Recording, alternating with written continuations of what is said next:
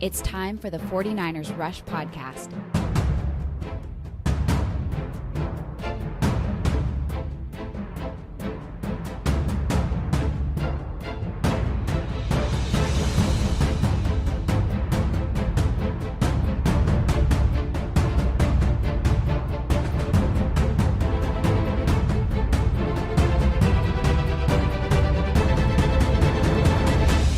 And here's your host, John Chapman.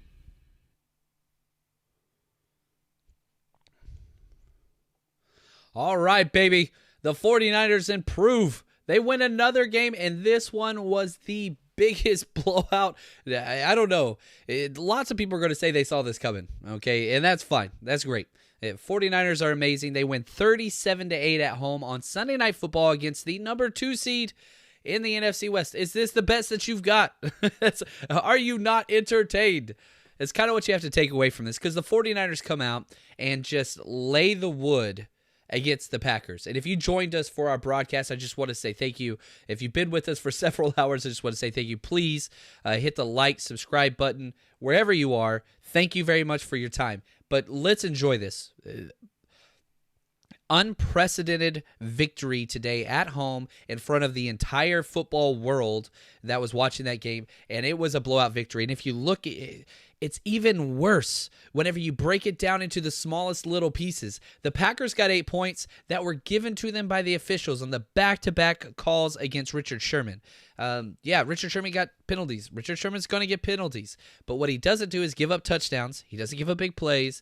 You could say those penalties are big plays, whatever, but he's a physical corner that always answers the call and sets the tone for the entire defensive front and back end. So the only time the Packers were able to score was with the refs' help. Awesome. Were both those penalties? Sure.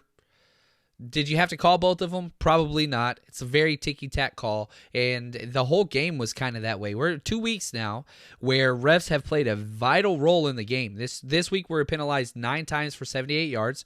Not saying all those shouldn't have been called, but, man, some of them were definitely questionable at best. Now, the offense, if you don't like Jimmy Garoppolo, you better love that damn game, because he didn't have one negative play. Maybe a couple of the sacks that he took after we had a 10-0 lead. You couldn't put the fumbled exchange on him. The way Jimmy Garoppolo's hands were under the center, the ball went all the way under his bottom hand. That was just a bad snap from Richburg. Definitely wasn't on the part of Jimmy Garoppolo. He had a great game, and whenever we look at his box score and what he was able to produce, it is something special. Just kind of start to finish. A 145.8 quarterback rating. A 145.8 quarterback rating. He only attempted 20 passes. He goes 14 of 20, 253 yards, 2 touchdowns, no interceptions, 3 sacks, 145.8. So if you're that one guy that's out there, and I don't want to use any names for people that are like this, but if you're just constantly bashing Jimmy Garoppolo, who is now, 18-3 as a starter now? All right, cool, awesome. Go ahead and make fun of that. But he made no negative plays. There was not one pass this game that was a possible interception. Green Bay could not get their hands on anything. He only threw the ball 20 times, but he only had to. And our rushing, everything worked rushing the ball. We averaged 5.1 yards per carry with 2 rushing touchdowns, okay? Raheem Mostert trying to run the clock out. He's not even trying to score. He's going straight up the middle, play after play after play. He breaks 3 tackles and get a touchdown, and after that, it was over. He goes 6 for 45. He averaged 7.5 yards per carry. Jeff Wilson, he only had those 2 runs. He averaged 13.5 yards per carry. Tevin Coleman, pretty pedestrian numbers, 11 carries, 39 yards, 3.5 per carry. But this was an awesome game, and the 49ers came out, toughest 3-game stretch this late in the season in NFL history. They've got the 8-2 Packers, now 8-3.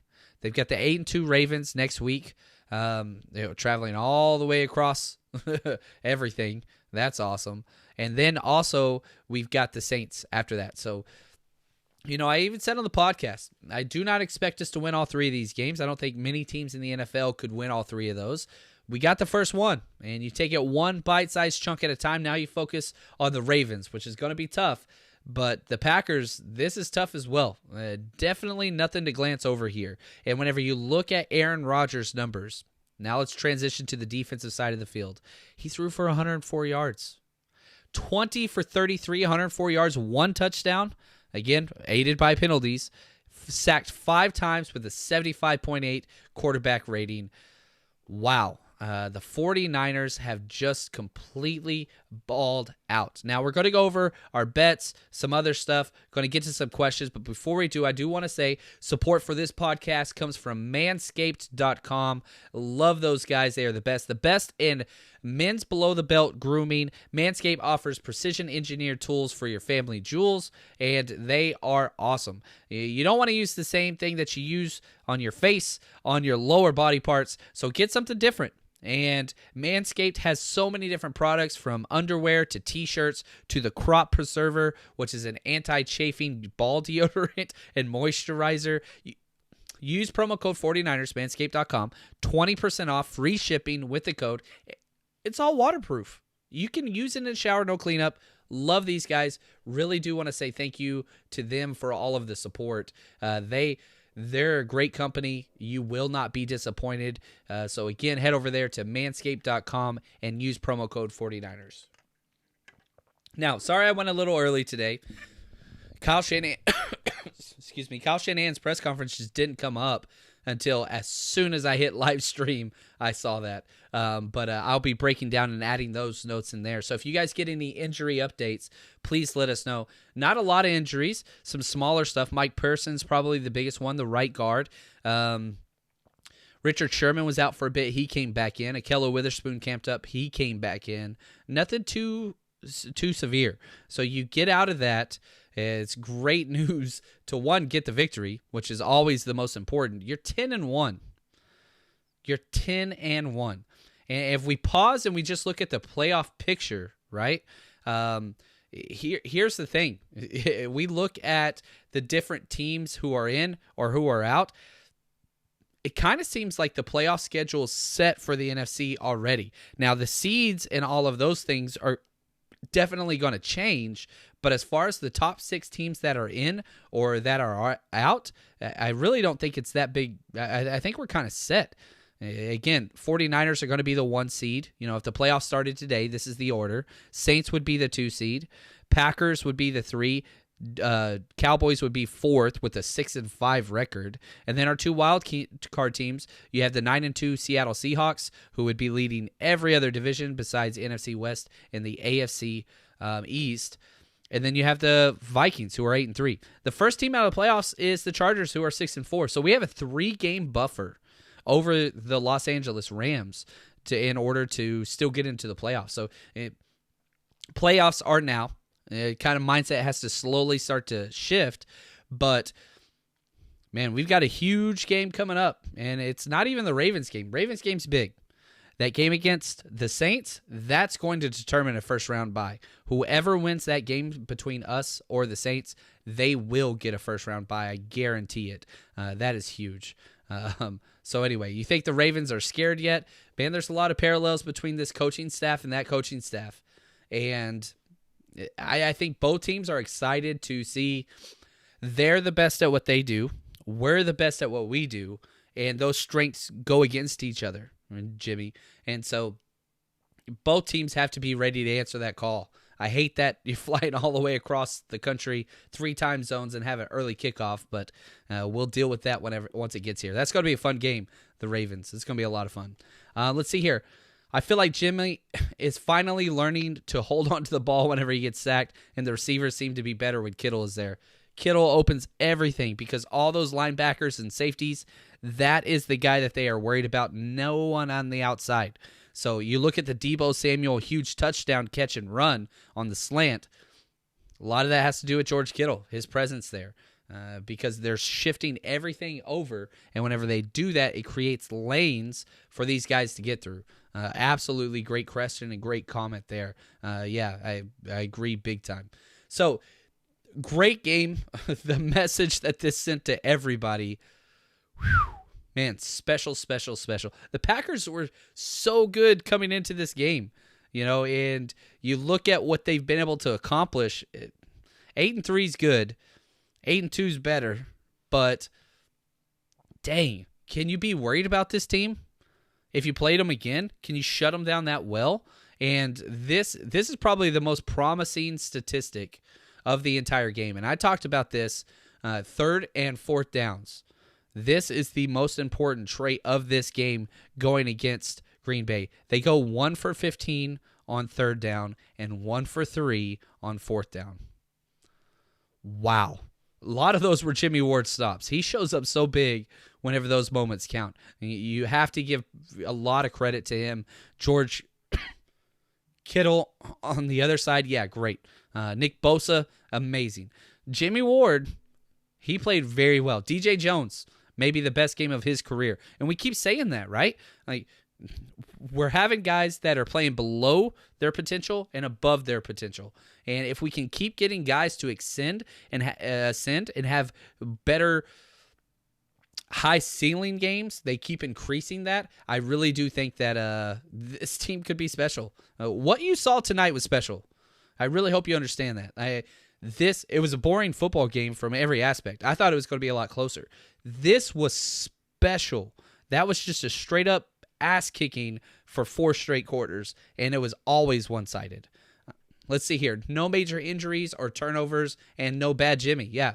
Anytime we don't see bad Jimmy, it's a good thing. Real quick, Matthew, we're real. Nobody wants to admit it, but we are real. I agree. Most significant win the 49ers have had in probably 6 years. You look at it. This was huge. Now, can we build on it? 2 more huge key games in a row. We're definitely not done by any stretch of the imagination. And we haven't seen a lot of players' best play yet. You look at, how do I say this? Jimmy Garoppolo had his 400-yard game and 4 touchdown passes. That was awesome. Deebo Samuel's going off. Kittle's going off. Emmanuel Sanders had that one game against the Cardinals the first time. Tevin Coleman's had his 4 touchdown performance. What happens when all these guys start gelling together and if everybody hits on all their cylinders at the same time? You're starting to think, or at least I am, the 49ers at their best are better than anybody. And there's still a lot of injuries at play. We still don't have Joe Staley. The wide receiver, it's not going to get better. D Ford's out, who was our prized possession in the offseason with the trade and draft capital. It didn't seem to matter. Just still kept beating the tar out of Aaron Rodgers. Is the best offensive play the touchdown pass to Kittle, to Samuel, or the late touchdown run? So it depends on what you're looking for. If you're looking at schematics, the Kittle play was number 1. If you're looking at just pure talent, Samuel would be number 1. Slant God, just freaking taking it to the house. And then if you're just looking at effort and all get out, you've got to talk about Mostert. Those 3 plays were huge. Mostert wasn't even trying to score. He was just trying to milk the clock and get a first down. He ends up taking it to the house. That was special. You talk about that Kittle play. He was matched up with Kevin King, their number 1 corner, and he created so much separation on that route. Max protection. It's the same. It's funny because whenever you come out in 13 personnel, that was the personnel we were in. 1 running back, 3 tight ends for the huge Kittle touchdown. You see that formation and your mind says, okay, they're going big jumbo, probably going to run. No. They're just going to max protect, and they're going to send 2 people out on a route out of 11 and just hit you with the deep play. If it's not there, throw it away. Or even take a sack. It doesn't matter. Because when your defense is this good, as long as you don't turn the ball over, you're going to be just fine. Okay? The haters continue to dwell on the schedule. Does anyone realize they have to play us also? Yeah. Anybody that complains about that, 49ers don't pick their schedule. It's really not that significant. Don't worry about it. How about a shout-out of Frank Gore? Yes, we talked about him on the broadcast today. Frank the Tank, baby. He is the best. And he moves into 3rd all-time for career rushing yards. He passes Barry Sanders. So cool, man. Frank Gore has been one of my favorite 49ers, one of my favorite humans. Just what he brings to the game is huge. Super old, doesn't care, shows up, puts out, does what he wants, first ballot Hall of Famer, and he deserves the world. I really do wish that he would get a win. And we talked about him on our Bet of the Week this week. So let's jump over to MyBookie. So a couple things. Past, present, and future MyBookie players. This is huge. MyBookie.ag, use promo code 49ers. They're giving away free money. This is stupid. During Thanksgiving week, if you bet the Bears-Lions game against the spread up to $250, you get your money back if you lose. You throw $250 down against the spread, you win. Congratulations, you get to keep your winnings. Move on. Have a great turkey weekend. You lose, guess what? My bookie's going to give you your damn money back. It doesn't even make sense. During Thanksgiving week, that game only. Bet the Bears-Lions game, and you're going to get paid. Okay? There's no way you can lose money on this. Now, use promo code 49ers. They're going to match your initial deposit. Let's just say you want to put $50 in there, right? You deposit $50, mybookie.ag. Use promo code 49ers as the people that sent you, 49ers. Then they're going to give you an extra. They're going to match what you have. Then you bet on this, and you win no matter what. You can't lose.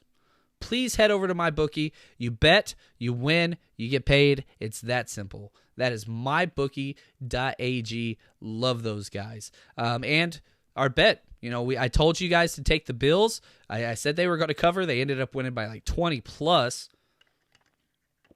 That was huge. So the Bills got some people some money, and had somebody bet me that they put enough down to get tickets for the family to go to Week 16 game, which is fun. Now we lost the 3 consecutive scores bet today in the San Francisco game, so we were 1 for 2 today. But I put a lot of money down on that Bills game, so I'm very much happy with what's going on. We'll have more bets this week, but go set up an account again over there at mybookie.ag. Promo code 49ers. Double your initial deposit. And you've got to bet on that freaking game. It's free. It's free. Let's see here. Based on how we've done against running quarterbacks, how should we defend Lamar? You don't want to change your scheme, but you've got to walk a safety down.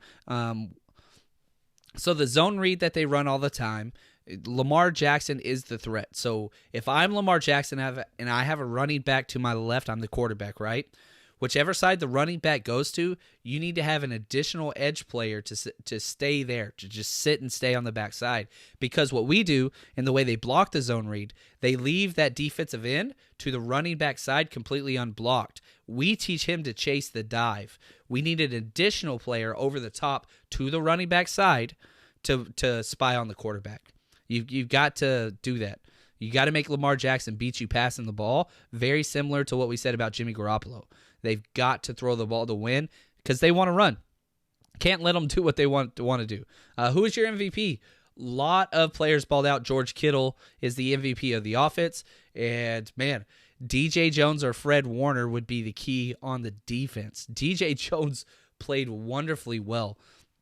We're going to have a full episode on each one of the offense, defense, breakdowns, all that stuff. It's Turkey week, Thanksgiving. We've got lots of fun stuff to get to, and I love this. This is awesome. 49ers are 10-1. That makes 0 sense, but so glad to be a part of this team, and I cannot say thank you guys enough. We will be back tomorrow with an offensive breakdown. Get your questions ready, and as always, stay strong, faithful.